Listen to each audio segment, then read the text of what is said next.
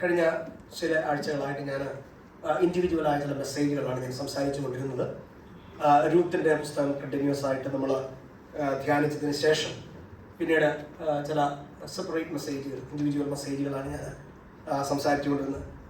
ഏത് ഭാഗത്തെ എടുക്കണം, ഏത് നിലയിൽ തുടർന്ന ഒരു കണ്ടിന്യൂസ് മെസ്സേജിലേക്ക് പോകണമെന്ന് ഞാനിങ്ങനെ വളരെയധികം പ്രാർത്ഥിച്ചു. പല പുസ്തകങ്ങൾ, പല ടോപ്പിക്കുകൾ എൻ്റെ മനസ്സിലേക്ക് കയറി വന്നു. കഴിഞ്ഞ ഇടയ്ക്കൊക്കെ പഴയ നിയമ പുസ്തകങ്ങളിലാണ് കൂടുതൽ ഞാൻ ഫോക്കസ് ചെയ്യുന്നത്. അതുകൊണ്ട് ഒരു പുതിയ നിയമ പുസ്തകത്തിലേക്ക് പോകാം എന്ന് കരുതി കർത്താവ് അനുവദിച്ചാൽ ഇന്ന് മുതൽ ഞാൻ ആരംഭിക്കുന്നത് എഫെസ്യ ലേഖനവുമായി ബന്ധപ്പെട്ട ഒരു ധ്യാനത്തിലേക്കാണ് ഞാൻ ചിന്ത പോകുന്നത്. അതിൽ കർത്താവ് അനുവദിച്ചാൽ ആദ്യത്തെ 3 അധ്യായങ്ങൾ ആണ് ഞാൻ ഫസ്റ്റ് റൗണ്ട് ധ്യാനിക്കാനായിട്ട് ആഗ്രഹിക്കുന്നത്. അതിലേക്ക് പോകാൻ പല കാരണങ്ങളുണ്ട്.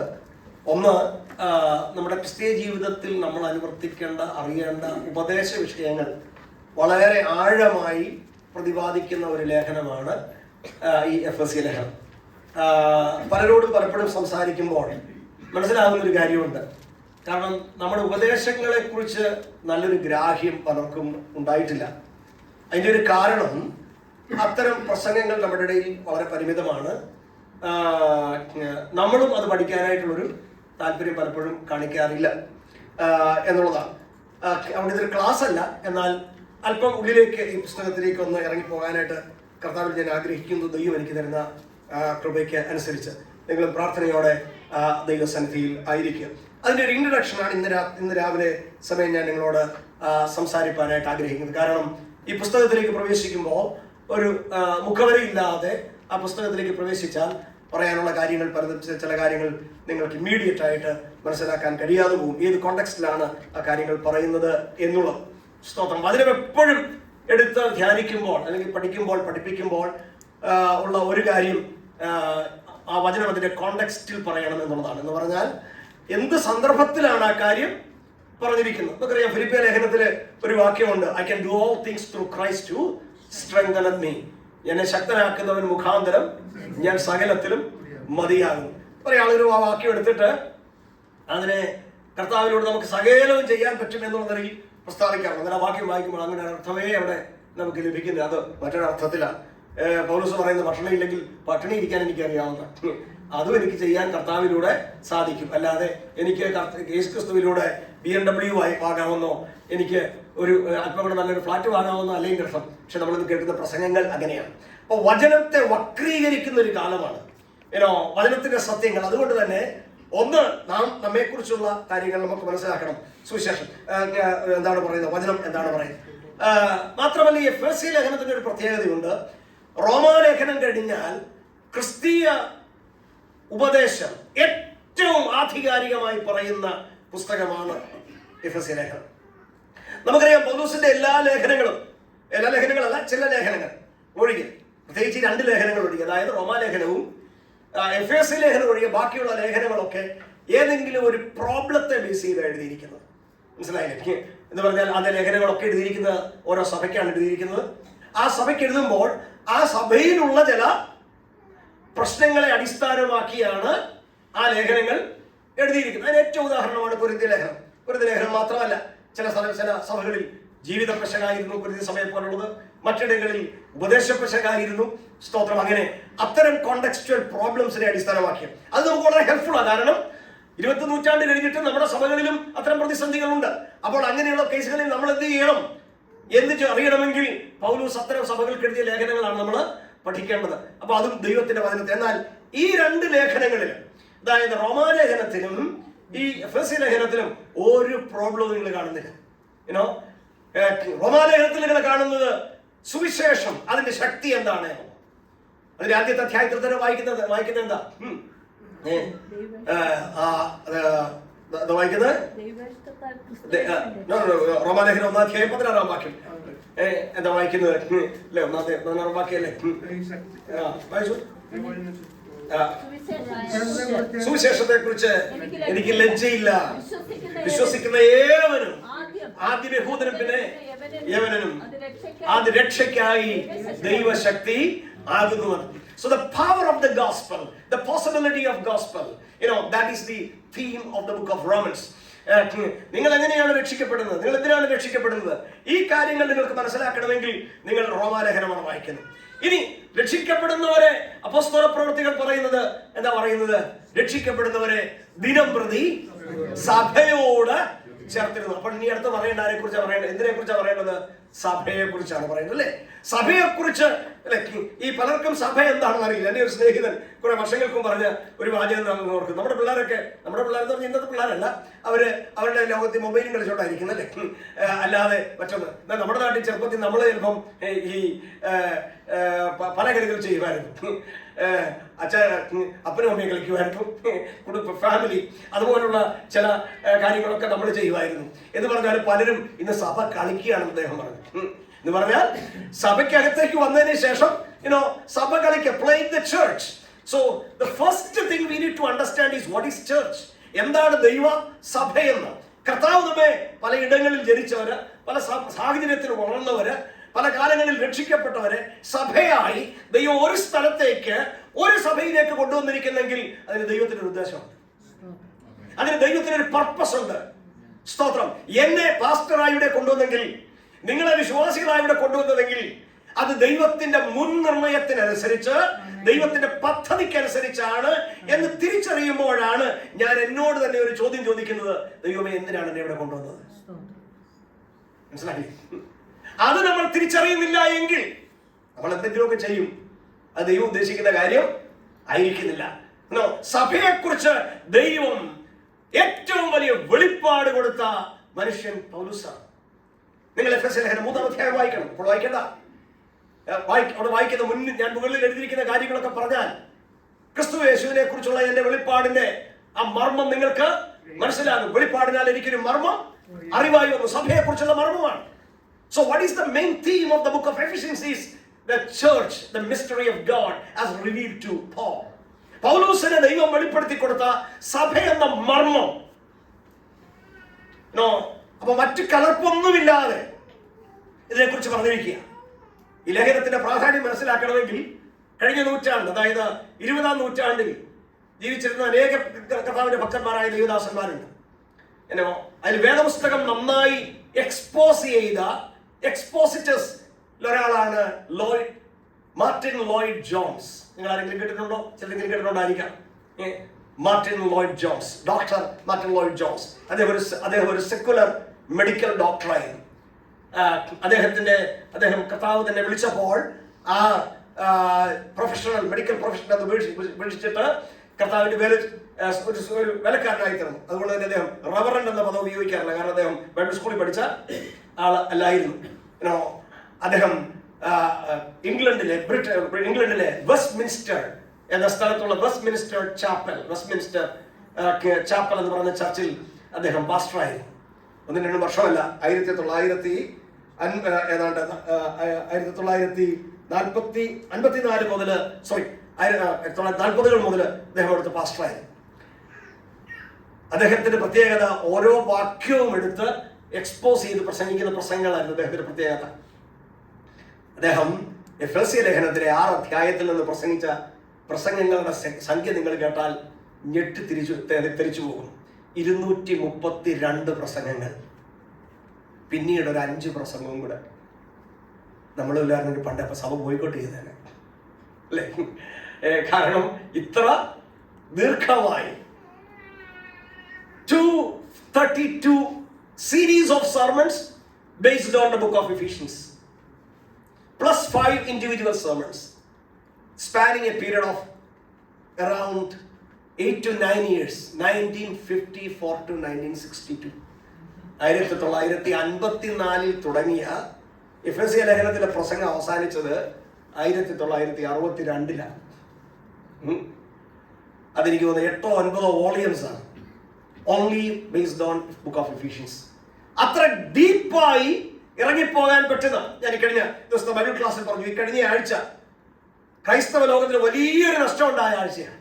വലിയൊരു നഷ്ടം. അനുഗ്രഹിക്കപ്പെട്ട ഒരു ദൈവദാസൻ ഈ ലോകത്തിൽ നിന്ന് കർത്താവിന്റെ സന്നിധിയിലേക്ക് ചേർക്കപ്പെട്ടു. കർത്താവിന് അത് ലാഭമാണ്, ലോകത്തിലെ ദൈവസഭയ്ക്ക് അത് നഷ്ടമാണ്. John F MacArthur. അദ്ദേഹം ഒരു പെന്തക്കോസ്തുകാരനായിരുന്നില്ലെന്ന് മാത്രമല്ല, പെന്തക്കോസ്തിന് ഭയങ്കര എതിരുമായിരുന്നു. കരിസ്മാറ്റിക് കെയോസ് എന്ന് പറയുന്ന ഒരു പുസ്തകം എഴുതിയിട്ടുണ്ട്. പരിശുദ്ധാത്മ പ്രവർത്തനങ്ങൾക്കെതിരായിട്ട് സ്ട്രേഞ്ച് ഫയർ എന്നൊരു പുസ്തകം അദ്ദേഹം എഴുതിയിട്ടുണ്ട്. അത് ഇന്ന് കാണുന്ന പല നമ്മൾ എതിർക്കുന്ന പല മായിട്ടുള്ള ഈ മിറക്കിൾ കാര്യങ്ങൾക്ക് എതിരായിട്ട്, പ്രത്യേകിച്ച് അസൂസ സ്ട്രീറ്റ് റിവൈവൽ പോലുള്ള കാര്യങ്ങൾക്ക് അദ്ദേഹം എതിരായിട്ട് എഴുതിയിട്ടുണ്ട്. പക്ഷേ അത് നമ്മൾ മാറ്റി നിർത്തിയാൽ നമ്മൾ വിശ്വസിക്കുന്ന ഉപദേശ സത്യങ്ങൾ കലർപ്പില്ലാത്ത നിലയിൽ ഒരു രീതിയിലും കോംപ്രമൈസ് ചെയ്യാതെ പറഞ്ഞൊരു മനുഷ്യനാണ് ജോൺ എഫ് മക്കാർദർ. അദ്ദേഹത്തിന്റെ ഒരു സാക്ഷി കഴിഞ്ഞ ദിവസം ഞാൻ കഴിഞ്ഞ ബൈബിൾ ക്ലാസ് ഞാൻ പറഞ്ഞു. അദ്ദേഹം പറയുന്ന അദ്ദേഹത്തിന്റെ ഒരു സാക്ഷികളുടെ ഒരു പ്രസംഗം, ഞാൻ മിക്കവാറും അദ്ദേഹത്തിന്റെ പ്രസംഗങ്ങൾ കേൾക്കുമ്പോൾ അദ്ദേഹത്തിന്റെ ധാരാളം പുസ്തകങ്ങൾ ഞാൻ വായിച്ചിട്ടുണ്ട്. ആ പ്രസംഗത്തിൽ അദ്ദേഹം പറയുന്നു, ഞാൻ 50 വർഷത്തോളമായി, 40-ലധികം വർഷമായി ഞാൻ പ്രസംഗിക്കാൻ തുടങ്ങിയിട്ട് ഇത്രയും വർഷങ്ങളിൽ എൻ്റെ സ്റ്റാൻഡ് ഞാൻ മാറ്റിയിട്ടില്ല. ഞാൻ എന്ത് പ്രസംഗിച്ചു തുടങ്ങിയോ ഇപ്പോഴും ഞാൻ അത് തന്നെയാണ് പ്രസംഗിക്കുന്നത്. അമേരിക്കയിൽ പലരും പൊളിറ്റിക്കൽ കാറ്റുകൾ തിരിഞ്ഞു വീശുമ്പോൾ അതിനനുസരിച്ച് പ്രസംഗം മാറ്റുമ്പോൾ, ജീവിതത്തിലെ പല കാര്യങ്ങൾക്ക് സമൂഹത്തിൽ ചില നിയമങ്ങൾ വരുമ്പോൾ അതിനനുസരിച്ച് പ്രസംഗം മാറ്റുമ്പോൾ, അദ്ദേഹം അതിനെയൊക്കെ എതിർത്ത് വചനത്തിന്റെ നീതിക്ക് വേണ്ടുന്ന മനുഷ്യനാണ്. അദ്ദേഹത്തിന് വേറെ പ്രത്യേകതകളുണ്ട്. നിങ്ങൾ തിരിച്ചു വീട്ടിൽ പോയിട്ട് കഴിഞ്ഞ ദിവസം ഹല്ലേലൂയ സാങ്കുട്ടി അദ്ദേഹത്തെക്കുറിച്ച് പബ്ലിഷ് ചെയ്ത ഒരു യൂട്യൂബ് വീഡിയോ ഉണ്ട്. നിങ്ങളത് കണ്ടു നോക്കുന്നതല്ല. സാബു സാമുവൽ എന്ന് പറയുന്ന അമേരിക്കയിലുള്ള ഒരു പാസ്റ്റർ ജോൺ എഫ് മക്കാർദറെ കുറിച്ച് പറയുന്നുണ്ട്. ഈ കോവിഡ് കൂടുതലായി വന്ന സമയത്ത് എല്ലാ ആരാധനാലയങ്ങളും അടഞ്ഞു കിടന്നു. ആരാധനകളെല്ലാം മുടക്കിയപ്പോൾ ജോൺ എഫ് മക്കാർദർ അദ്ദേഹത്തിന്റെ 100 കണക്കിന് വിശ്വാസികളുള്ള സഭയിൽ അവരോട് പറഞ്ഞു, ദൈവത്തെ ആരാധിക്കാൻ നിങ്ങൾ ചർച്ചിലേക്ക് വരാൻ പറഞ്ഞു. He opened A church. എല്ലാ ചർച്ചുകളും അടഞ്ഞു കിടക്കുക. ഗവൺമെന്റ് അതിനെ ബാൻ ചെയ്തു. പുള്ളി പറഞ്ഞു, ഞാൻ എൻ്റെ ചർച്ച് തുറക്കുകയാണ്. ഞാൻ പ്രസംഗിക്കുന്ന ദൈവത്തിന് എന്നെയും എൻ്റെ ദൈവമക്കളെയും സൂക്ഷിക്കാൻ കഴിവുണ്ടെന്ന്. ഇങ്ങനെ ഡെയറിംഗ് മൂവ്. ഒരു പെന്തക്കോസ്തുകാരനല്ല. നിങ്ങൾക്ക് പല ഇംഗ്ലീഷ് അറിയാവുന്ന, ഇംഗ്ലീഷ് മനസ്സിലാകുന്ന, എന്നേക്കാൾ മനസ്സിലാകുന്ന നമ്മുടെ കുഞ്ഞുങ്ങളും പ്രായമുള്ള പലരും എൻ്റെ മുമ്പിൽ ഇരിപ്പുണ്ട്. Go back and listen to his sermons. വചനം പഠിക്കുക. സ്തോത്രം. ഞാൻ പറഞ്ഞു വന്നത്, അദ്ദേഹത്തിന്റെയും എഫേസ്യ ലേഖനത്തെ കുറിച്ചുള്ള പ്രസംഗങ്ങൾ നിരവധിയാണ്. അത്ര ഗഹനമായ ഒരു പുസ്തകത്തിലേക്കാണ് ഈ ദിവസങ്ങളിൽ നമ്മുടെ ചിന്തകൾ ഒന്ന് മാറ്റാൻ പോകുന്നത്. അതുകൊണ്ട് എനിക്ക് നിങ്ങളോട് ഒരു റിക്വസ്റ്റ് ഉണ്ട്. എപ്പോൾ ഫ്രീ ടൈം കിട്ടിയാലും എഫേസ്യ ലേഖനം ഒന്ന് വായിക്കണം. നിങ്ങളുടെ കയ്യിൽ ഇംഗ്ലീഷ് വായിക്കാൻ അറിയാവുന്നവർക്ക് നിങ്ങളുടെ മൊബൈലിൽ തന്നെ പല വേർഷനുകൾ വായിക്കാൻ പറ്റും, പല ട്രാൻസ്ലേഷനുകൾ വായിക്കാൻ പറ്റും. എത്രത്തോളം വായിക്കാൻ പറ്റുമോ, മനസ്സിലാക്കാൻ പറ്റുമോ അത്രത്തോളം ഇത് വായിക്കണം. കാരണം വായിക്കാൻ പറ്റുന്നതിൻ്റെ ഒരു കാര്യമുണ്ട്. ഈ എഫേസ്യ ലേഖനത്തിന് ഒരു പ്രത്യേകതയുണ്ട്. നമ്മുടെ മലയാളം ബൈബിളിൽ അത്, അല്ലെ ഇംഗ്ലീഷ് ബൈബിളിൽ ചെറിയ ചെറിയ സെന്റൻസുകളായി ബ്രേക്ക് ചെയ്തിട്ടുണ്ട്. പക്ഷേ ഒറിജിനൽ ഗ്രീക്കില് ഒരു സെന്റൻസ് എന്ന് പറയുന്നത് ഒരു പാരഗ്രാഫാണ്. ഒരു പാരഗ്രാഫ് ഒരു സെന്റൻസ്. അതായത് എഫേസ്യ ലേഖനം 1-ാം അധ്യായത്തിന്റെ 3-ാമത്തെ വാക്യം മുതൽ 14-ാമത്തെ വാക്യം വരെ ഒറ്റ സെന്റൻസ്. പിന്നെ 15-ാമത്തെ വാക്യം മുതൽ 23-ാമത്തെ വാക്യം വരെ ഒറ്റ സെന്റൻസ് ആണ്. ഇപ്പൊ എങ്ങനെ അത് മനസ്സിലാകും? സാധാരണ ഞാൻ പറയാറുള്ള ഒരു വാദ്യമുണ്ട് എഫേസ്യ ലേഖനത്തെ കുറിച്ച്. ഈ എഫേസ്യ ലേഖനത്തിന്റെ ഒരു പ്രത്യേകത എന്ന് വെച്ചാൽ, ആദ്യം വായിക്കുമ്പോൾ തോന്നും നമുക്ക് മനസ്സിലായെന്ന്, രണ്ടാമത് വായിക്കുമ്പോൾ തോന്നും ഇച്ചിലൂടെ മനസ്സിലാകാനുണ്ടെന്ന്, മൂന്നാമത് വായിക്കുമ്പോൾ തോന്നും നമുക്കൊന്നും മനസ്സിലായില്ലെന്ന്. The more you read, you will be convinced that you understood only less and less. അങ്ങനെയുള്ളൊരു ഒരു പുസ്തകമാണ് ഈ പുസ്തകം. ഓക്കെ, അത്രയും ഞാൻ ആരംഭമായി പറഞ്ഞിട്ട് ഈ ലേഖനത്തെ കുറിച്ച് ചില ചിന്തകളും അപ്പോസ്തലൻ പൗലോസിനെ കുറിച്ച് ഈ ഭാഗത്ത് 1-2 ചിന്തകളും പറഞ്ഞിട്ട് ലേഖനത്തിലേക്ക് വരാം. നമുക്കറിയാം, നമുക്ക് ജനറലി അറിയാവുന്ന ഒരു കാര്യമുണ്ട്. ഈ എഫേസ്യ ലേഖനം പൊതുവെ അറിയപ്പെടുന്നത് എങ്ങനെ അറിയപ്പെടുന്നത്?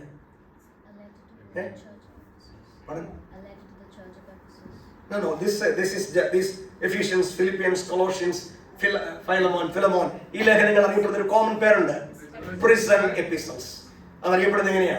കാരാഗ്രഹ ലേഖനങ്ങൾ എന്നാണ്. എന്ന് പറഞ്ഞാൽ അപ്പോസ്തലനായ പൗലോസ് റോമിലെ കാരാഗ്രഹത്തിൽ കിടക്കുമ്പോഴാണ് ഈ എഫേസ്യ ലേഖനം ഉൾപ്പെടെയുള്ള ലേഖനങ്ങൾ എഴുതുന്നത്.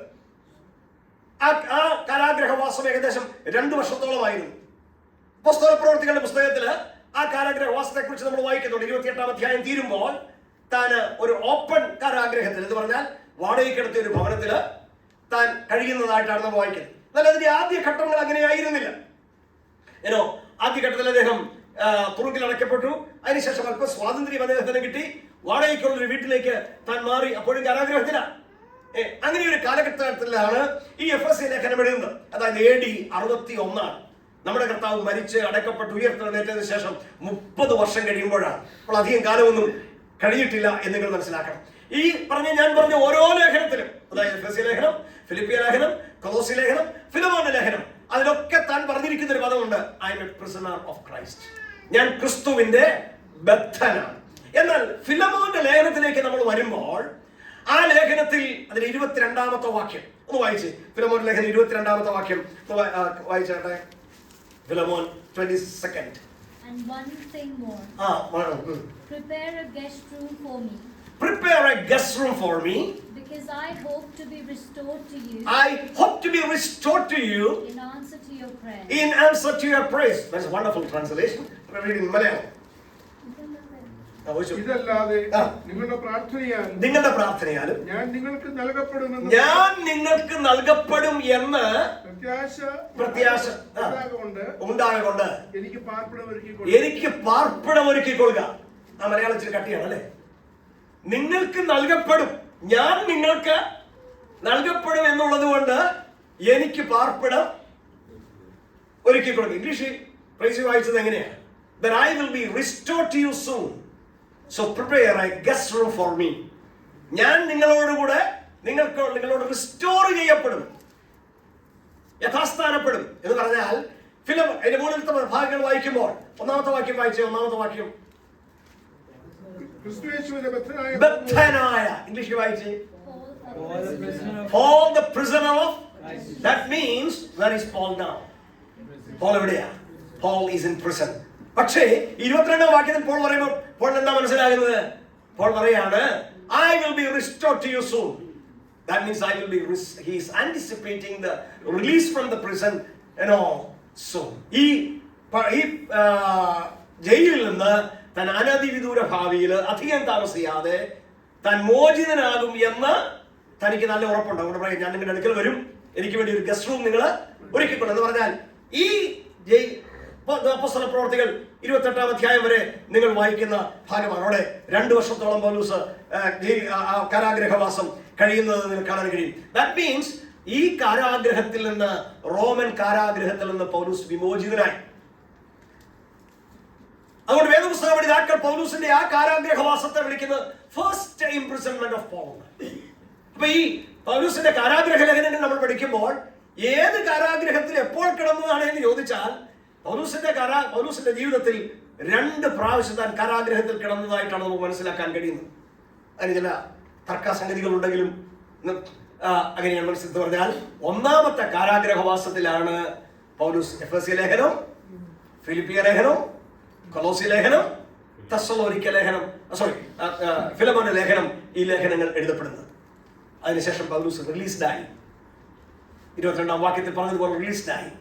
കുറെ കാലങ്ങൾ കൂടെ സഞ്ചരിക്കാൻ പൗലോസിന് അവസരം കിട്ടി. ഞാൻ പറഞ്ഞല്ലോ, AD 61-62 പൗലോസ് റിലീസ്ഡായി. 68-ലാണ് പൗലോസ് മാർട്ടിനം, തന്റെ രക്തസാക്ഷിത്വം നടക്കുന്നത്. ആ കാലയളവിൽ പൗലോസ് എഴുതിയ ലേഖനമാണ് ഫസ്റ്റ് തിമോത്തിയും ടൈറ്റസും. തിമോത്തിയോസിന്റെ 1-ാം ലേഖനവും തീത്തോസിന്റെ ലേഖനവും. വീണ്ടും പൗലോസ് അറസ്റ്റിലായി, കാരാഗ്രഹത്തിൽപ്പെട്ടു.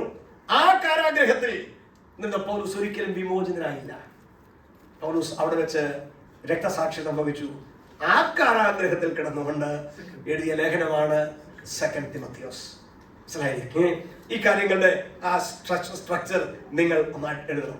അങ്ങനെ കാരാഗ്രഹത്തിൽ കിടന്നുകൊണ്ട് ഈ ആദ്യത്തെ കാരാഗ്രഹവാസത്തിൽ പൗലോസ് എഴുതിയ ഈ ലേഖനം മറ്റു ലേഖനങ്ങളെല്ലാം വായിക്കുമ്പോൾ, വ്യക്തികൾക്ക് എഴുതിയ ലേഖനങ്ങൾ ഒഴികെ, എന്തുകൊണ്ടാണ് നമ്മൾ പറയുന്നത് ഇത് റോമർക്ക് എഴുതിയ ലേഖനമാണെന്ന്? എന്തുകൊണ്ടാണ് ഇത് കൊരിന്ത്യർക്ക് എഴുതിയ ലേഖനമാണെന്ന് പറയുന്നത്? Answer is very simple. ഇത്ര വളരെ ലളിതമാണ്. അതിനകത്ത് എഴുതിയിട്ടുണ്ടല്ലേ, പൗലോസ് തന്നെ എഴുതി വെച്ചിട്ടുണ്ട്. ആർക്കാ? റോമയിലുള്ള വിശ്വാസികൾക്ക്, അല്ലെ കൊരിന്ത്യയിലുള്ള വിശുദ്ധന്മാർക്ക്, എന്ന് പൗലോസ് കൃത്യമായി എഴുതി വെച്ചിട്ടുണ്ട്. എഫെസ്യ ലേഖനം 1-ാം അധ്യായത്തിന്റെ 1-ാം വാക്യം നിങ്ങളൊന്ന് വായിച്ച്. ദൈവേഷ്ടത്താൽ ക്രിസ്തുയേശുവിന്റെ അപ്പോസ്തലനായ പൗലോസ് എഫെസോസിലുള്ള, എങ്ങനെയാ മലയാളത്തിൽ എഴുതിയിരിക്കുന്നത്? Within A bracket. ഒരു ബ്രാക്കറ്റിലല്ലേ എഴുതിയിരിക്കുന്നത്. അപ്പൊ അതങ്ങ് മാറ്റിക്കേ. അത് ബ്രാക്കറ്റിലൂടെ ഇപ്പൊ നമ്മൾ വായിക്കണ്ട. അതിന് മുകളിൽ പോകുന്നത് ദൈവേഷ്ടത്താൽ ക്രിസ്തുയേശുവിന്റെ അപ്പോസ്തലനായ പൗലോസ് വിശുദ്ധന്മാരും ക്രിസ്തുയേശുവിൽ വിശ്വാസികളുമായവർക്ക്. അവിടെ ഒരു ചെറിയ ട്രാൻസ്ലേഷൻ പ്രശ്നം എനിക്ക് കാണിക്കാനുണ്ട്, ഞാൻ പിന്നെ അതിലേക്ക് വരാം. എന്തുകൊണ്ടാ അത് എഫെസോസിൽ ഉള്ള എന്നുള്ളത് ഈ ബ്രാക്കറ്റിൽ ഇടാൻ കാരണം? നിങ്ങൾ ഇംഗ്ലീഷ് ബൈബിളുകൾ വായിക്കുമ്പോൾ NIV-യോ NASB-യോ ഒക്കെ വായിക്കുമ്പോൾ അവിടെ ഒരു അടിക്കുറിപ്പ് എഴുതിയിട്ടുണ്ട് അല്ലേ? ഒരു ഫുട് നോട്ട് എഴുതിയിട്ടുണ്ടോ? ഉണ്ടോ? എന്താ എഴുതിയിരിക്കുന്നത്? The most ancient manuscripts. The most ancient manuscripts do not include in Ephesus. Do not include in Ephesus. ഏറ്റവും പുരാതനമായ കയ്യെഴുത്ത് പ്രതികൾ എഫെസോസിൽ ഉള്ളത് എന്നുള്ള ആ വാക്ക് ഉൾക്കൊള്ളുന്നില്ല. മനസ്സിലായില്ലേ? That is very clearly written in NASB, ESV, in NIV, in all the modern versions. അവിടെ ഏറ്റവും പുരാതനമായ കയ്യെഴുത്ത് പ്രതികളിൽ ബാക്കിയുള്ള ലേഖനങ്ങളിലെല്ലാം ഉണ്ട്. കൊരിന്ത്യർക്ക് എഴുതിയ ലേഖനത്തിലുണ്ട്, റോമാലേഖനത്തിലുണ്ട്, തെസ്സലോനിക്ക ലേഖനത്തിലുണ്ട്, മറ്റുള്ള എല്ലായിടത്തും ലേഖനങ്ങളിലും ഉണ്ട്. ഈ ലേഖനം ഇന്ന സഭയ്ക്ക് എഴുതിയതാണ്. പക്ഷേ ഈ ലേഖനത്തിൽ മാത്രം എന്തില്ല? എഫെസോസിൽ ഉള്ള എന്ന് മലയാളത്തിലുള്ള ആ പദം മോസ്റ്റ് ഓഫ് ദ മാനുസ്ക്രിപ്റ്റ്. പിന്നെ എന്തായാലും ഇങ്ങനെയാകാൻ കാരണം അത് വേദപുസ്തക പഠിതാക്കൾ കൂടുതൽ അക്സെപ്റ്റ് ചെയ്യുന്ന ഒരു കാര്യമാണ്. പക്ഷേ അതില്ലാത്തത് കൊണ്ട് ഉള്ള ഒരു ഗുണമുണ്ട്. എന്തുകൊണ്ടാണ് അങ്ങനെ വെക്കാതിരുന്നത്? പൗലോസിന്റെ മറ്റു ലേഖനങ്ങൾ കൂടെ വായിക്കാൻ മനസ്സിലാകും. നമുക്കറിയാം, റോമാലേഖനത്തിൽ 16-ാം അധ്യായത്തിൽ ഏറ്റവും അധികം ആളുകളെ പേര് പറഞ്ഞിട്ടുണ്ട് അല്ലേ? എന്നിട്ട് പറയാം, അവരെയൊക്കെ ഞാൻ വന്ദനം ചെയ്തു. കൊലോസ്യ ലേഖനം നിങ്ങൾ വായിക്കുക, മറ്റേതെങ്കിലും ലേഖനം വായിക്കുക, പൗലോസിന്റെ ആ ഫ്രണ്ട്ഷിപ്പിലുള്ള നിരവധി ആളുകളുടെ പേര് പൗലോസ് പറയുന്നുണ്ട്. പക്ഷേ ഈ എഫെസ്യ ലേഖനത്തിന്റെ അവസാനത്തിലേക്ക് നിങ്ങൾ വന്നാൽ കാണാൻ കഴിയും. നോക്കിക്ക്, അതിന് വായിക്കണ്ട, അതിനുള്ള സമയമില്ലാത്തത് കൊണ്ട് ഈ 6-ാം അധ്യായത്തിന്റെ അവസാന ഭാഗത്തേക്ക് വരുമ്പോൾ ഒറ്റ മനുഷ്യന്റെ പേര് പോലും പറഞ്ഞിട്ടില്ല. ആകെ അവിടെ പറഞ്ഞിരിക്കുന്നത് തിഹിക്കോസിന്റെ പേരാണ്. ആ തിഹിക്കോസ് ആരാ? അവിടെ എഴുതിയിരിക്കുന്ന ആരാണെന്ന് എഴുതിയിരിക്കുന്നത്? ആ ലേഖനവുമായി ബന്ധപ്പെട്ട് എഴുതിയിരിക്കുന്നത്, ഞാൻ എങ്ങനെ ഇരിക്കുന്നുവെന്ന് എന്റെ അവസ്ഥ നിങ്ങളും അറിയേണ്ടതിന് പ്രിയ സഹോദരനും കർത്താവിൽ വിശ്വസ്ത ശുശ്രൂഷകനുമായ തിഹിക്കോസ് നിങ്ങളോട് അറിയിക്കും. അപ്പൊ തിഹിക്കോസ് ഇപ്പൊ എവിടെയാ? Means he was serving as an assistant to Paul. ഞാൻ പറഞ്ഞത്, ഇത് ഓപ്പൺ ജയിലിലാണ് പൗലോസ് കിടക്കുന്നത്. പൗലോസിനെ വാടക കൊടുക്കുന്ന ഒരു വീട്ടില. പക്ഷെ ജയിൽ കാരാഗ്രഹത്തിന്റെ അവസ്ഥയാണ്. മറ്റേ he has no freedom to move. അപ്പോൾ പൗലോസിന്റെ ഈ ലേഖനങ്ങൾ ഡിക്റ്റേറ്റ് ചെയ്ത ആളാണ്, പകർത്തി എഴുതി പൗലോസ് പറഞ്ഞു കൊടുക്കുന്ന എഴുതിയ ആളാണ് തിഹിക്കോസ്. പറയാണ്, ഈ തിഹിക്കോസ് ആണ് ഈ ലേഖനം കൊണ്ടുവരുന്നത്. അപ്പൊ അല്ലാതെ ഈ ലേഖനം ചെല്ലുന്ന സ്ഥലത്തെ ആരുടെയും പേര് പറഞ്ഞിട്ടില്ല. റോമാലേഖനത്തിൽ അങ്ങനല്ല, കൊരിന്ത്യ ലേഖനത്തിൽ അങ്ങനല്ല. അപ്പൊ ഇതിൽ നിന്നൊക്കെ നമുക്ക് മനസ്സിലാക്കാൻ പറ്റുന്ന കാര്യം എന്താ? This is not a letter written to a specific church, to a particular church, to a particular group of people. ഏതെങ്കിലും ഒരു പ്രത്യേക ഗ്രൂപ്പിന്, പ്രത്യേക സഭയ്ക്ക് എഴുതിയ ലേഖനം അല്ല. പക്ഷെ പിന്നെ ആർക്കാ എഴുതിയിരിക്കുന്നത്? വിശുദ്ധന്മാരും ക്രിസ്തുയേശുവിൽ വിശ്വാസികളുമായ സകലർക്കും എഴുതിയ ലേഖനമാണ്. അപ്പൊ ചുരുക്കി പറഞ്ഞാൽ, വേദപുസ്തകത്തിൽ ഏതെങ്കിലും ലേഖനം നമുക്കായിട്ട് എഴുതിയിട്ടുണ്ടോ എന്ന് പൗലോസിനോട് ചോദിച്ചാൽ പൗലോസ് പറയും, ഈ ലേഖനം ഞാൻ നിങ്ങളോട് എഴുതിയത് എന്ന് പറഞ്ഞാൽ ബാക്കിയുള്ള എഴുതിയല്ലെന്നല്ല കേട്ടോ, നിങ്ങൾ അർത്ഥമാക്കരുത്. പക്ഷെ ഇതിനകത്ത് this is directly written to us, നമുക്കും കൂടെ എഴുതിയിരിക്കുന്ന ലേഖനമാണ്. നിങ്ങൾ കൊലോസ്യ ലേഖനം 4-ാം അധ്യായത്തിന്റെ 16-ാമത്തെ വാക്യം വായിക്കുമ്പോൾ അവിടെ മറ്റൊരു ലേഖനത്തെ കുറിച്ച് വായിക്കുന്നുണ്ട്. അത് വായിച്ച് കൊലോഷ്യൻസ് ചാപ്റ്റർ 4 വേഴ്സ് 16. ഈ ലേഖനം വായിച്ചതിന് ശേഷം, കൊലോസ്യർക്ക് എഴുതിയ ലേഖനം വായിച്ചതിന് ശേഷം ലവോദിക്യ സഭയ്ക്ക് ലവോദിക്കയിൽ നിന്നുള്ളത് നിങ്ങളും വായിക്കണം. നിങ്ങൾ ഈ ലേഖനം വായിക്കണം. എന്നിട്ട് ഈ ലേഖനം ആർക്ക് കൊടുക്കണം? കൊലോസ്യർക്ക് എഴുതിയ ലേഖനമാ, എങ്കിലും അത് ആർക്ക് കൊടുക്കണം? ലവോദിക്കക്കാർക്ക് കൊടുക്കണം. പിന്നെ വേറൊരു കാര്യമുണ്ടല്ലോ, ലവോദിക്കക്കാർക്ക് ഞാനൊരു ലേഖനം കൊടുത്തിട്ടുണ്ട്, അതും കൂടെ അത് നിങ്ങളും കൂടെ മേടിച്ച് വായിക്കണം. വേദപുസ്തക പഠിതാക്കൾ പറയുന്നത് എഫേസ്യ ലേഖനമാണ്. കാരണം എഫേസ്യ ലേഖനം ഉറപ്പൊന്നുമില്ല എങ്കിലും, കാരണം എഫേസ്യ ലേഖനം എഫെസോസിന് മാത്രം എഴുതിയതല്ലെന്ന് കണ്ടല്ലോ. അപ്പൊ പിന്നെ ആർക്ക് എഴുതിയായിരിക്കും? This was a circular letter. ഇത് എല്ലാ സഭകൾക്കും വേണ്ടിയുള്ള ലേഖനമാണ്. എഫെസോസ് തുടങ്ങി ലവോദിക്ക വരെയുള്ള സഭകളെ നിങ്ങൾ കേട്ടിട്ടുണ്ടോ? ഉണ്ട് അല്ലേ? എവിടെയാണ് വായിക്കുന്നത്? The book of revelation. എവിടുത്തെ സഭകളായിരുന്നു അത്? അടുത്തടുത്തുള്ള ജിയോഗ്രഫിക്കൽ ഏരിയ, ഏഷ്യ മൈനർ, ഇന്നത്തെ ടർക്കിയിൽ ഉള്ള സ്ഥലങ്ങളാണത്. അവിടെ ഒന്നും ഇന്ന് സഭകളില്ല കേട്ടോ. ഇന്ന് സഭകൾ അവിടെ ഒന്നുമില്ല. അവിടെ ഉണ്ടായിരുന്ന 7 സഭകൾ: എഫെസോസ്, സ്മുർണ, പെർഗമോസ്, തിയതൈര, സർദീസ്, ലവോദിക്ക, ഫിലദൽഫിയ. സ്തോത്രം. ഈ സഭകളെ എല്ലാം അടുത്തടുത്തുണ്ടായിരുന്ന സഭകൾ, ഒരു റീജിയനിൽ ഉണ്ടായിരുന്ന സഭകളാണ്. അങ്ങനെയെങ്കിൽ ഈ എഫെസ്യ ലേഖനം ഒരു പക്ഷെങ്കിൽ ഈ സഭകൾക്ക് സർക്കുലറായി വായിക്കാൻ, ഒരു സഭയിൽ വായിച്ചിട്ട് മറ്റൊരു സഭയിൽ അടുത്തത്, കാരണം എന്താണെന്ന് വെച്ചാൽ എഴുത്ത് വലിയ വിലയുള്ളതാണ്, വലിയ എക്സ്പെൻസീവ് ആണ് അന്നത്തെ കാലത്ത്. അപ്പൊ ഒരെണ്ണം എഴുതി അത് വായിച്ചിട്ട് അടുത്ത. അപ്പോൾ അങ്ങനെ ചുരുക്കി പറഞ്ഞാൽ എല്ലാ സഭകളും ഒരുപോലെ അറിയേണ്ട വിഷയമാണ് അപ്പോസ്തലനായ പൗലോസ് എഫെസ്യ ലേഖനത്തിൽ എഴുതി വെച്ചത്. അതുകൊണ്ട് തന്നെ ഇത് ഫുൾ ഓഫ് ഡോക്ട്രിനാണ്. പൂർണ്ണമായ ഉപദേശങ്ങൾ പറഞ്ഞിരിക്കുന്ന ഒരു ലേഖനമാണ് എഫെസ്യ ലേഖനം. അതിൽ തന്നെ ആദ്യത്തെ 3 അധ്യായങ്ങൾ അത് ഉപദേശം മാത്രമാണ്. അടുത്ത 3 അധ്യായങ്ങൾ ആ ഉപദേശത്തെ അടിസ്ഥാനമാക്കിയുള്ള പ്രായോഗിക നിർദ്ദേശങ്ങളാണ്. സ്തോത്രം. ഞാൻ ഒത്തിരി പറഞ്ഞു പോകാനായിട്ട് ആഗ്രഹിക്കുന്നില്ല, പല കാര്യങ്ങൾ പറയാനുണ്ടെങ്കിലും ഇന്നത്തെ ഈ ചിന്തയിൽ ഞാൻ നിങ്ങൾക്ക് അടുത്ത ആഴ്ച നമുക്ക് ഈ പുസ്തകത്തിലേക്ക് കയറുന്നതിന് വേണ്ടി ഉള്ള ഒരു വഴിയാണ് ഞാൻ വേണ്ടി തരുന്നത്.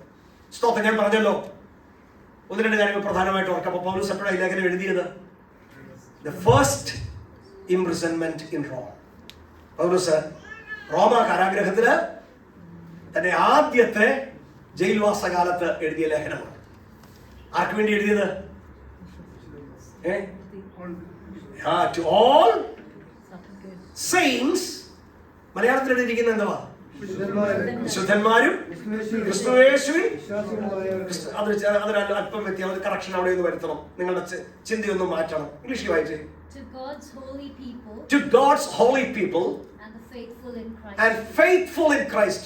വേറൊരു വേർഷൻ വായിച്ച് to the holy people എന്നുള്ളത് മറ്റേ old version to the saints.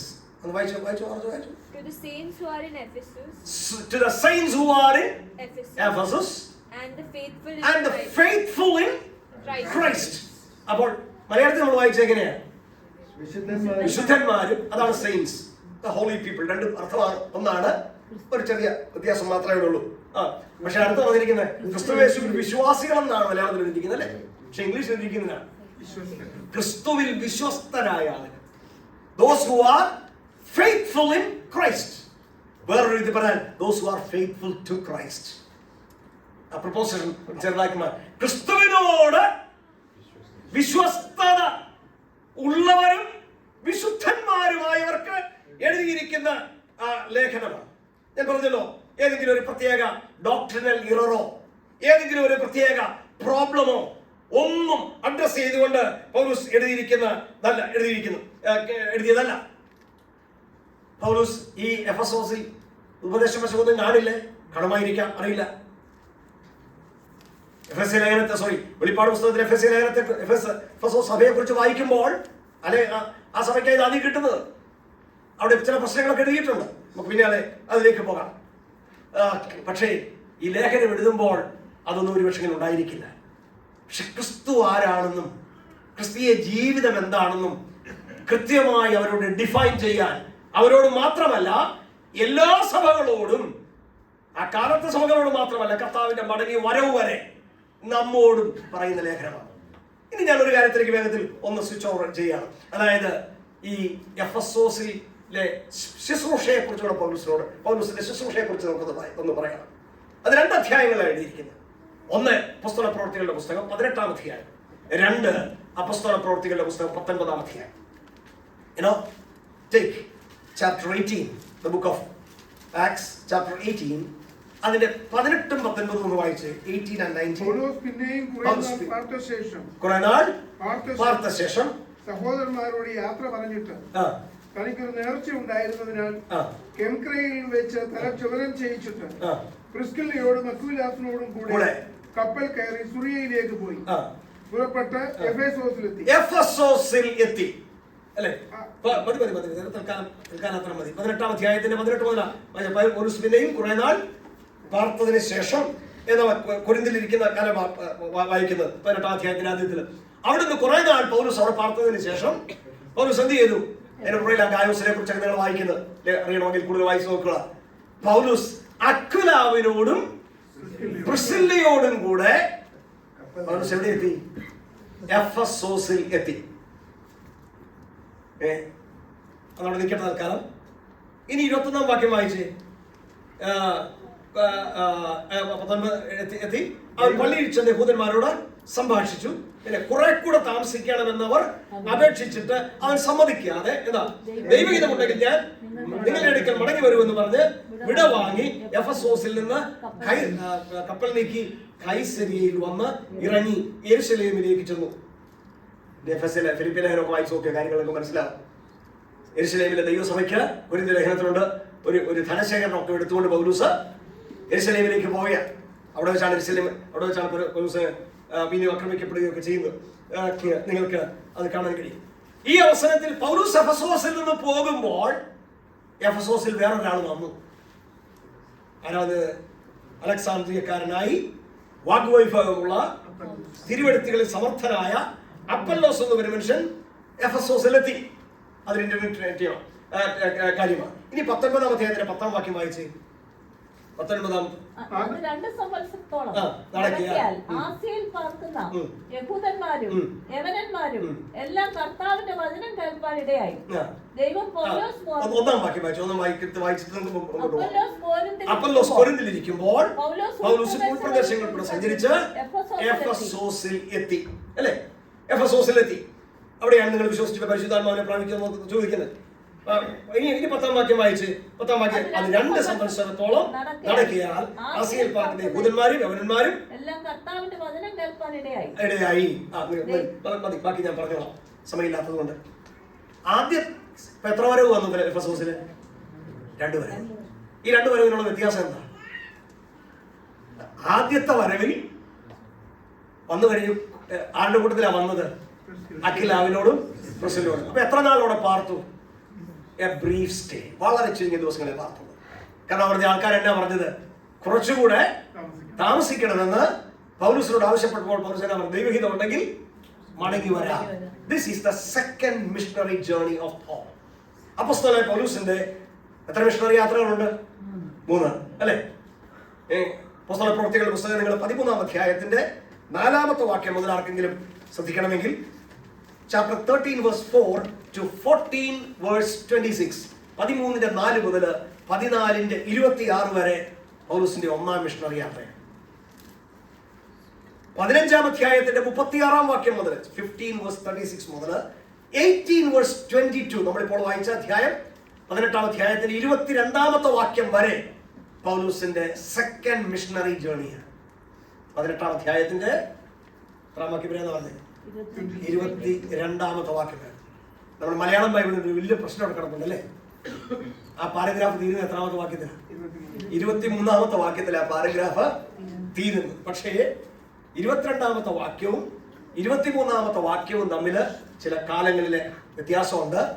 ഒരു മിഷണറി യാത്ര തീർന്ന് മറ്റൊരു മിഷണറി യാത്ര തുടങ്ങുകയാണ്. So chapter 18 verse 23 to 21 verse 17. 21-ാം അധ്യായത്തിന് 27-ാം വാക്യം വരെ 3-ാമത്തെ മിഷണറി യാത്രയാണ്. ഓക്കെ, ഇവിടെ പറയാം.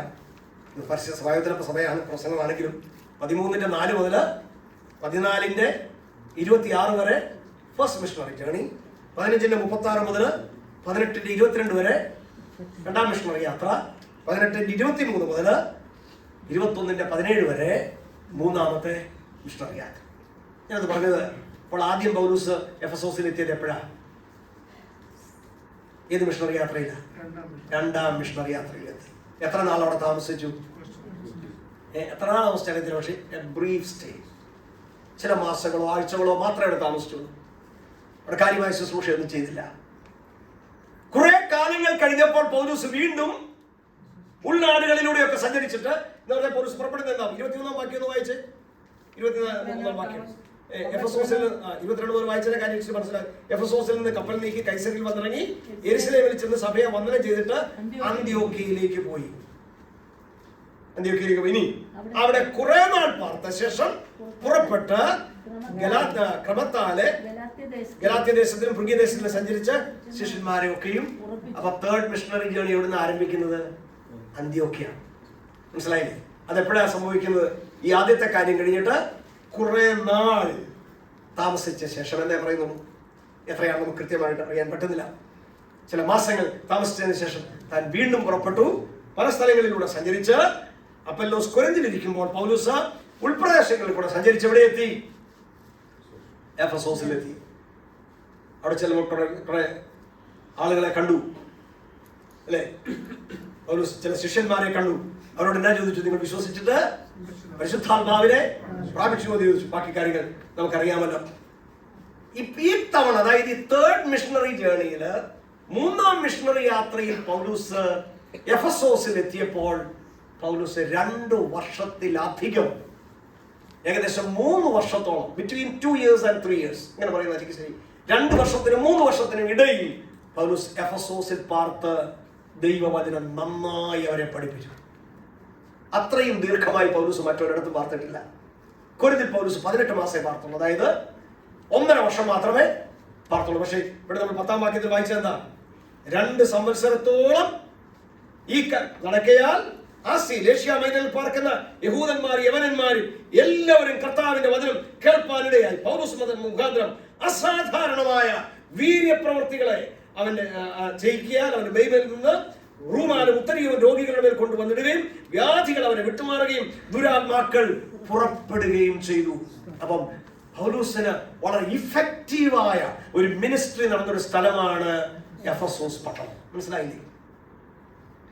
എഫെസോസ് പട്ടണത്തിന് ഒരു പ്രത്യേകത, ഒരു പ്രത്യേകത കൂടെ പറയാനുണ്ട്. സ്തോത്രം. ഒരു വിധത്തിൽ പറഞ്ഞാൽ 3-ാം മിഷണറി യാത്രകളിൽ പൗലൂസ് ഏറ്റവും കൂടുതൽ സമയം ചെലവഴിച്ചതും പൗലൂസിന്റെ ശുശ്രൂഷയുടെ ഒരു ഹെഡ് ക്വാർട്ടേഴ്സ് ആയി തീർന്നതും എഫെസോസാണ്. പക്ഷെ ഒരു ക്വസ്റ്റ്യൻ നമ്മൾ ചോദിക്കണം, അല്ലേ? ആരാണ് എഫെസോസിലെ സഭ സ്ഥാപിച്ചത്? എഫെസോസിലെ സഭ സ്ഥാപിച്ചത് ശിഷ്യന്മാരല്ല, പൗലൂസ് അല്ല. നിങ്ങൾ ആദ്യത്തെ ഭാഗത്ത് വായിച്ചപ്പോൾ 2-ാം മിഷണറി യാത്രയിൽ പൗലൂസ് എഫെസോസിലേക്ക് വന്നത് ആരുടെ കൂട്ടത്തിലാണ്? അക്വിലാവും പ്രിസ്കില്ലയും. മനസ്സിലായില്ലേ?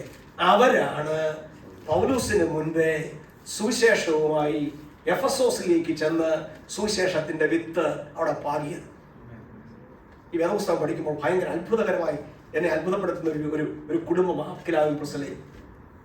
ഏറ്റവും പ്രധാനം എന്നാണെന്നറിയാമോ? അവരുടെ ജീവിതത്തിൽ ഒത്തിരി പരിമിതികളുണ്ടായി.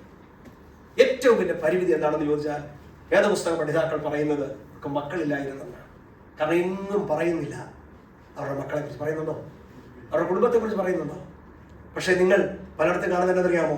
പൗലൂസ് എവിടെയെങ്കിലും ചെല്ലുന്നതിന് മുമ്പേ അക്വിലാവും പ്രിസ്കില്ലയും അവിടെ ഉണ്ട്.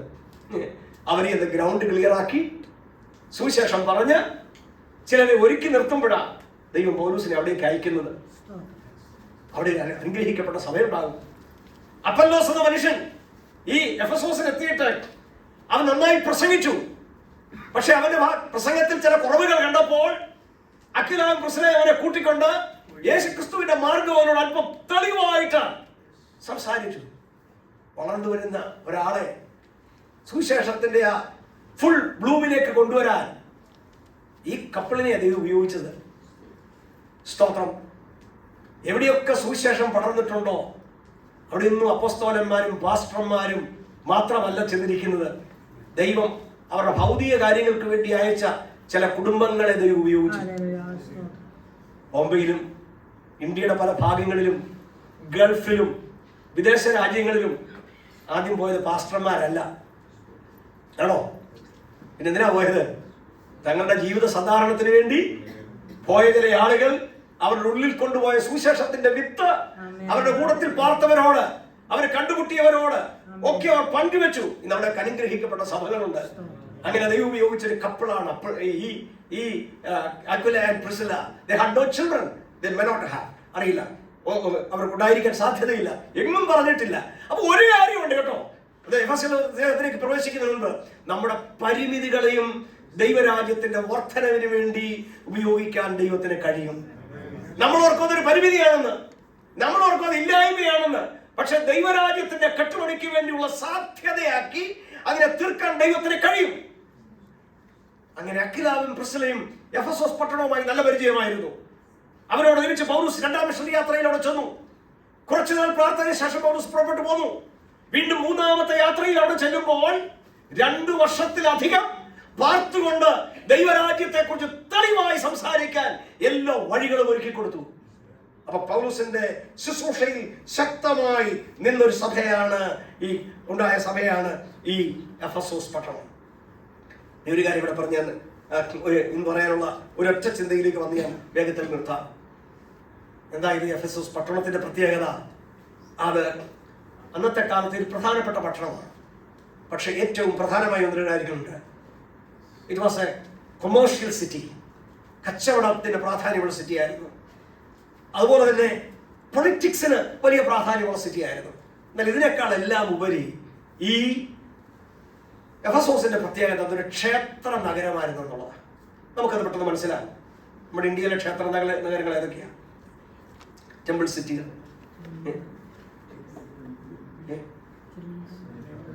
തിരുപ്പതി എന്ന് പറഞ്ഞാൽ അതൊരു ക്ഷേത്ര നഗരം അല്ലേ, പെട്ടെന്ന് മനസ്സിലാക്കുമല്ലോ. പിന്നെ വാരണാസിയോ ലക്നോ ഒക്കെ ആണെന്ന് എനിക്ക് തോന്നുന്നു, ഞാൻ അതിനടുത്ത് പോയിട്ടില്ല. സ്തോത്രം. ആ സിറ്റികളിൽ ചെല്ലുമ്പോൾ എന്താ പ്രത്യേകത? നമ്മുടെ ഇന്നത്തെ ഉപദേശിമാരി എന്നാ പറയും, എന്തൊരു പോരാട്ടമായിരുന്നറിയാം. അവിടെ ചെന്നിട്ട് ആരാധിക്കാൻ പറ്റുന്നില്ല. കാരണം ദേശാധിപതി ശക്തി തന്നെ കെട്ടി. ഈ പുള്ളി കെട്ടിയനായിട്ട് അങ്ങോട്ട് പോയത്. അങ്ങനെയായിരുന്നെങ്കിൽ ഇന്ത്യയുടെ മുഴുവൻ സ്ഥലങ്ങളിൽ എങ്ങനെ സുവിശേഷം ചെന്നേനെ? ആരാ കൂട്ടത്തിൽ പോയത്? എഫെസോസ് ഒരു ക്ഷേത്ര നഗരമാണ്. അവിടുത്തെ അമ്പലമാരുടെയാണെന്നറിയാമോ? ആർത്തിമസ് ദേവി, ഗ്രീക്കുകാരുടെ ഡയാന ദേവി. മാത്രമല്ല, നിങ്ങൾ പുസ്തകപ്പെടുത്തിയുള്ള പുസ്തകത്തിൽ വായിക്കുമ്പോൾ കാണുന്നുണ്ട്, ആകാശത്ത് നിന്ന് വീണ ഒരു ദേവിയാണ് അവിടെ. ഇതുപോലെ വലിയ പവറുള്ള ദേവിയാ. പക്ഷെ പൗലോസ് അവിടെ ചെന്നിട്ട് നമ്മൾ വായിച്ചെന്തുവാ? 2 സംവത്സരത്തോളം ആസിയയിൽ പാർക്കുന്ന യഹൂദന്മാരും, യഹൂദന്മാർ മാത്രമാണോ, യവനന്മാരും എല്ലാം കർത്താവിന്റെ വചനം കേൾപ്പാനിടയായി. ഇനി അടുത്തത്, ദൈവം പൗലോസ് മുഖാന്തരം അസാധാരണമായ വീര്യപ്രവർത്തികൾ എവിടെ ചെയ്തു?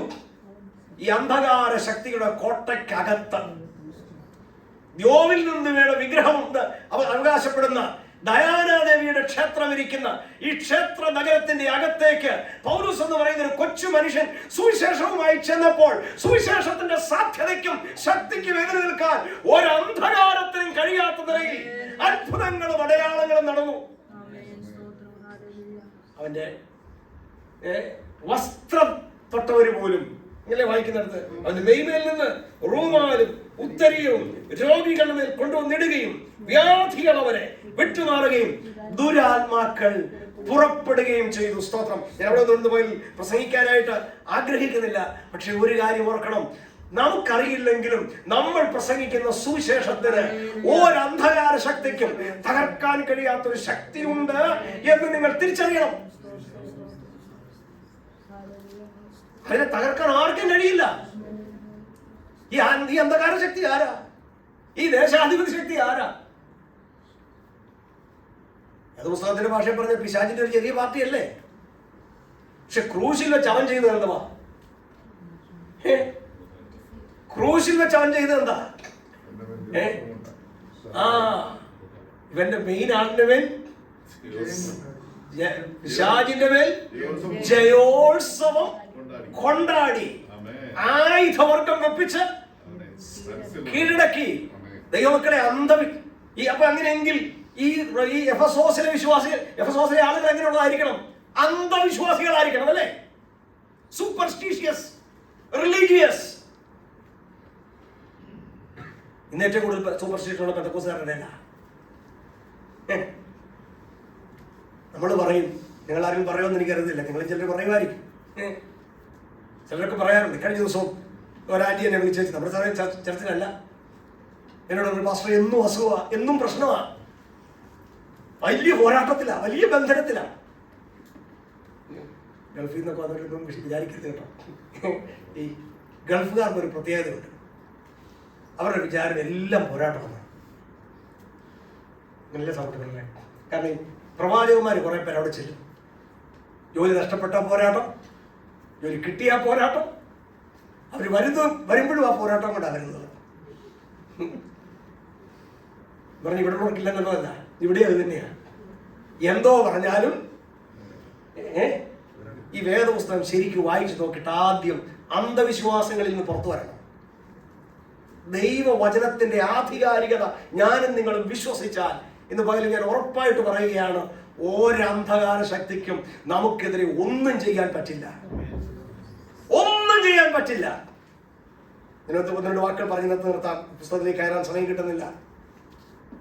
മിസ്രൈമിൽ പെസഹ കുഞ്ഞാടിനെ അറുത്ത രാത്രിയിൽ ഇസ്രായേലിന്റെ സുരക്ഷിതത്വം എന്തായിരുന്നു? ഭവനത്തിന്റെ സുരക്ഷിതത്വമായിരുന്നു. അവർക്കാർക്കെങ്കിലും നല്ല വീടുണ്ടായിരുന്നു. ഗവൺമെന്റിന്റെ സുരക്ഷിതത്വമായിരുന്നു. ഫറവോൻ അവർക്ക് അനുകൂലമായിരുന്നു. അവർക്ക് പടയാളികൾ ഉണ്ടായിരുന്നു. നല്ലൊരു നേതാവ് ഉണ്ടായിരുന്നു. പക്ഷെ ദൈവം ഒരു വാഗ്ദത്തം കൊടുത്തു. അറുക്കപ്പെട്ട ഒരു കുഞ്ഞാടിന്റെ രക്തം കട്ലക്കാലിന്മേലും കുറുമ്പടിമേലും പുരട്ടിയാൽ സംഹാരദൂതൻ ഈ രാത്രിയിൽ നിന്റെ കൂടാരത്തെ കടന്നു പോവുകയും നീ ഈ രാത്രി വിടുവിക്കപ്പെടുകയും ചെയ്യും. ആ കുഞ്ഞാട് ആരായിരുന്നു? അവര് തെരഞ്ഞെടുത്തൊരു കുഞ്ഞാടല്ലായിരുന്നോ? ആ കുഞ്ഞാടിന്റെ രക്തത്തിന് ഒരു ജനതയെ വിടുവിക്കാൻ ശക്തിയുണ്ടെങ്കിൽ കാൽവറിയിൽ തകർക്കപ്പെട്ട ദൈവകുഞ്ഞാടിന്റെ രക്തത്തിന് എത്രയധികം ശക്തിയുണ്ട്. അഴിഞ്ഞു പോകുന്നതുകൊണ്ടല്ല, ക്രിസ്തുയേശു എന്ന നിർദോഷവും നിഷ്കളങ്കവുമായ രക്തത്താൽ വീണ്ടെടുക്കപ്പെട്ട ദൈവവൈതലാണെന്ന് നിനക്ക് ബോധ്യമുണ്ടെങ്കിൽ ഇന്ന് മകൻ വിളിച്ചു പറയണം, ഒരു ശക്തിക്കും എന്നെ തകർക്കാൻ കഴിയില്ല എന്ന്. ഞാൻ പാർക്കുന്നത് സാത്താന്റെ സിംഹാസനമുള്ളിടത്തായിരിക്കാം, സാത്താന്റെ കൂടാരമുള്ള സ്ഥലത്തായിരിക്കാം, അന്യ ആരാധനകൾ നിലനിൽക്കുന്ന സ്ഥലത്തായിരിക്കാം, എന്നെ അപ്പുറത്തും ഇപ്പുറത്തുമുള്ളത് അതായിരിക്കാം. എന്നാൽ ആയിരങ്ങൾ വീഴുമ്പോഴും 10,000 നിലംപതിക്കുമ്പോഴും അവയൊന്നും നിന്നോട് അടുത്തുകൂടാതെ കൊണ്ട് സംരക്ഷിക്കുന്ന ഒരു കുഞ്ഞാടിന്റെ രക്തത്തിന്റെ വലയം, ആ ശക്തിയെ തകർക്കാൻ ആർക്ക് കഴിയും? അതാ എഫെസോസിൽ വെളിപ്പെട്ടത്. അപ്പോൾ ആരൊക്കെ വന്നു? പറഞ്ഞു നിർത്തട്ടെ. ഞാൻ പറഞ്ഞല്ലോ, ഈ പട്ടണത്തിൽ ധനികരായ ആളുകളുണ്ട്, കച്ചവടക്കാരുണ്ട്, അടിമകളുണ്ട്, ഒരു പ്രയോജനമില്ലാത്തവരുണ്ട്. ഇവരൊക്കെ സുവിശേഷത്തോട് പ്രതികരിച്ചു. അങ്ങനെ എഫെസോസിലെ സഭയുണ്ടായപ്പോൾ ആ സഭയ്ക്കകത്ത് ഉയർന്നവരും താണവരും ഉണ്ടായിരുന്നു, അടിമകളും സ്വതന്ത്രരും ഉണ്ടായിരുന്നു. അന്നത്തെ കാലത്ത് വിദ്യാഭ്യാസമുള്ളവരും ഇല്ലാത്തവരും ഉണ്ടായിരുന്നു. യഹൂദന്മാരും പിന്നെ വായിക്കുന്നെന്താ, യവനന്മാരും. ബാക്കി ഇനി അവിടെ വേറെ എവിടെ ആരുണ്ടായിരുന്നു? സ്തോത്രം. 2-ാം അധ്യായം ഒന്ന് വായിച്ച്, 2-ാം അധ്യായം വായിച്ച് നമുക്ക് നിർത്താം. എഫെസിലെ 2-ാം അധ്യായം ഇവിടെ വായിക്കുന്നത് അതിക്രമങ്ങളും പാപങ്ങളിലും മരിച്ച് 11-ാം വാക്യം വായിച്ചാൽ മതി. അവിടെ വായിക്കുന്നത് ആകയാൽ നിങ്ങൾ മുമ്പ് പ്രകൃതിയാൽ യഹൂദന്മാരായിരുന്ന നല്ല ജാതികളായിരുന്നു. വായിച്ചെന്താ? എന്താ അടുത്തത്? ജഡത്തിന്റെ കയ്യാലുള്ള പരിച്ഛേദന ഏറ്റ പരിച്ഛേദനക്കാർ എന്ന് പേരുള്ളവർ. അവരാരാ? യഹൂദന്മാർ. അഗ്രചർമ്മക്കാരെന്ന് നിങ്ങളെ വിളിച്ചിരുന്നു. ഈ സഭയ്ക്കകത്ത് ആരൊക്കെയുണ്ട്? യഹൂദന്മാരുണ്ട്, അഗ്രചർമ്മക്കാരുണ്ട്. അക്കാലത്ത് നിങ്ങൾ ക്രിസ്തുവിനെ കൂടാതെയുള്ളവരും ഇസ്രായേൽ പൗരതയോട് സംബന്ധമില്ലാത്തവരും വാഗ്ദത്തത്തിന്റെ നിയമങ്ങൾക്ക് അന്യരും പ്രത്യാശയില്ലാത്തവരും ലോകത്തിൽ ദൈവമില്ലാത്തവരുമായിരുന്നു. പക്ഷെ ഇന്നിപ്പോ ഇവരെ വിളിക്കുന്ന പേരെന്തുവാ? ഒന്നാമത്തെ വാക്യത്തിൽ വായിച്ചെന്താ? ക്രിസ്തുയേശുവിൽ ദൈവഷ്ടത്താൽ ക്രിസ്തുയേശുവിന്റെ അപ്പോസ്തലനായ പൗലോസ് ഇപ്പൊ വിളിക്കുന്ന പേരെന്താ? വിശുദ്ധന്മാർ. പിന്നെ ക്രിസ്തുവിൽ വിശ്വസ്തന്മാർ. അപ്പൊ ഓർത്തിരിക്കണം, അർഹതയില്ലാത്തൊരു പേരാ ദൈവം നമുക്ക് നൽകി തന്നിരിക്കുന്നത്. അർഹതയില്ലാത്തൊരു പേരല്ലേ? 2 അധ്യായത്തിന് 11 പോലെ വായിച്ചില്ലേ ആരായിരുന്നുവെന്ന്? ബൈ നേച്ചർ, പ്രകൃതിയാൽ എന്ന് വായിക്കുമ്പോൾ ബൈ നേച്ചർ, സ്വാഭാവികമായി നിങ്ങൾ ആരായിരുന്നു? വിളിക്കുന്നത് എന്താ? വിശുദ്ധന്മാർ. ഒരു വാക്കോടെ പറഞ്ഞു നിർത്തട്ടെ. വേദപുസ്തകം പറയുന്ന വിശുദ്ധന്മാരാരാ? പുതിയ നിയമം പറയുന്ന വിശുദ്ധന്മാരാരാ? Remember, they are the ordinary people like you and me. എന്നെയും നിങ്ങളെയും പോലെ സാധാരണക്കാർ, പരാജയപ്പെടുന്നവർ, അവിശ്വാസമുള്ളവർ, ഒന്നിനും കൊള്ളാത്തവർ, അവരെ വേദപുസ്തകം വിളിക്കുന്ന പേരാണ് വിശുദ്ധന്മാർ. അല്ലാതെ വിശുദ്ധി തികഞ്ഞവരല്ല. അവരെയല്ല വിശുദ്ധന്മാർ എന്ന് വിളിക്കുന്നത്. ലേഖനങ്ങളിൽ എവിടെയൊക്കെ നിങ്ങൾ സെയിൻസ് എന്ന് വിളിച്ചാൽ അവർ വിശുദ്ധി തികഞ്ഞവരല്ല. പിന്നെ എന്തുകൊണ്ട് അവർ തിരഞ്ഞത്? ഈ ഹോളി എന്ന പദത്തിന്റെ അർത്ഥം ഞാൻ ഇതിനു മുമ്പ് ഒരു പ്രസംഗത്തിൽ പറഞ്ഞിട്ടുണ്ട്. സ്തോത്രം. ഹാഗിയോസ് എന്നൊരു പദമാണ് ഗ്രീക്കിൽ. അതിന്റെ അർത്ഥം ഡിസ്റ്റിങ്ക്റ്റ്, ഡിഫറൻറ്റ് എന്നായിരുന്നു. എന്ന് പറഞ്ഞാൽ ഇവരെ എന്തുകൊണ്ടാണ് വിശുദ്ധന്മാരെന്ന് പൗലോസ് വിളിക്കുന്നതെന്ന് ചോദിച്ചാൽ ഒറ്റ ഉത്തരമേ ഉള്ളൂ. They have a different lifestyle. മുമ്പേ അവരാരായിരുന്നു? ജാതികളായിരുന്നു. മുമ്പേ അവരാരായിരുന്നു? ദൈവത്തിൽ വിശ്വാസമില്ലാത്തവരായിരുന്നു. മുമ്പേ അവരാരായിരുന്നു? കോപത്താൽ ദൈവത്തിന്റെ കോപത്തിന്റെ സന്തതികളായിരുന്നു. ഇപ്പോൾ അവരാരായി? നേരത്തെ ഒരു പ്രശ്നത്തെ കണ്ട പോലല്ല ഇപ്പോൾ അവരൊരു പ്രശ്നത്തെ കാണുന്നത്. നേരത്തെ അവരുടെ തകർച്ചകളെ കണ്ട പോലല്ല ഇപ്പോൾ അവരുടെ തകർച്ചകളെ കാണുന്നത്. നേരത്തെ അവർ രോഗികളായിരുന്നപ്പോൾ അവരെങ്ങനെ അതിനെ സമീപിച്ചു എന്ന നിലയിലല്ല ഇപ്പോൾ അവരുടെ രോഗത്തെ അവർ കാണുന്നത്.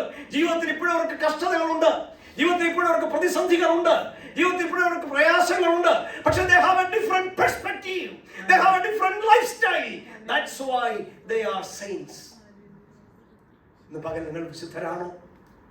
നമ്മൾ വിശുദ്ധന്മാരാണോ? ജീവിതത്തിൽ മറ്റുള്ളവർക്കുണ്ടാകുന്നതൊക്കെ നമുക്കും ഉണ്ട്. അവർക്ക് ക്യാൻസർ ഉണ്ട്, നമുക്കും ക്യാൻസർ ഉണ്ട്. അവർക്ക് നിരാശയുണ്ട്, നമുക്കും നിരാശയുണ്ട്. അവർക്ക് തകർച്ചകളുണ്ട്, നമുക്കും തകർച്ചകളുണ്ട്. അവർക്ക് പ്രതിസന്ധികളുണ്ട്, നമുക്കും പ്രതിസന്ധികളുണ്ട്. പക്ഷെ നമ്മെ സന്തോഷവാന്മാരാക്കുന്നതിനറിയാമോ? മറ്റൊരു കാഴ്ചപ്പാട് നമുക്കുണ്ട്, മറ്റൊരു പെർസ്പെക്റ്റീവ് നമുക്കുണ്ട്, മറ്റൊരു ലൈഫ് സ്റ്റൈൽ നമുക്കുണ്ട്. അതുണ്ടോ? അതുണ്ടെങ്കിൽ നിങ്ങൾ വിശുദ്ധരാ. സ്തോത്രം. അടുത്ത വചനം പറഞ്ഞിരിക്കുന്നത് എന്തുവാ? ക്രിസ്തുവിൽ വിശ്വസ്തന്മാർ. അതൊന്ന് പറഞ്ഞു നിർത്താം 2 വാക്കുകളിൽ.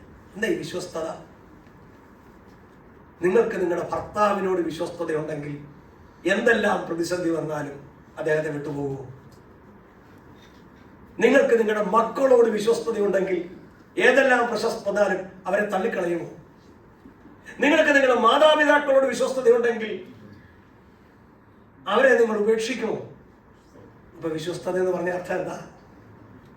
ഈ കർത്താവിന്റെ പിന്നാലെ വന്നിട്ട് പ്രശ്നങ്ങൾക്കൊന്നും കുറവില്ല, എന്നാ നിനക്കും പോയിക്കൂടെ ചോദിച്ചപ്പോൾ പത്രോസ് പറഞ്ഞു, നിന്നെ വിട്ട് ഞങ്ങൾ എവിടെ പോകും? സ്തോത്രം. നിന്നെ വിട്ട് എവിടെ പോകും?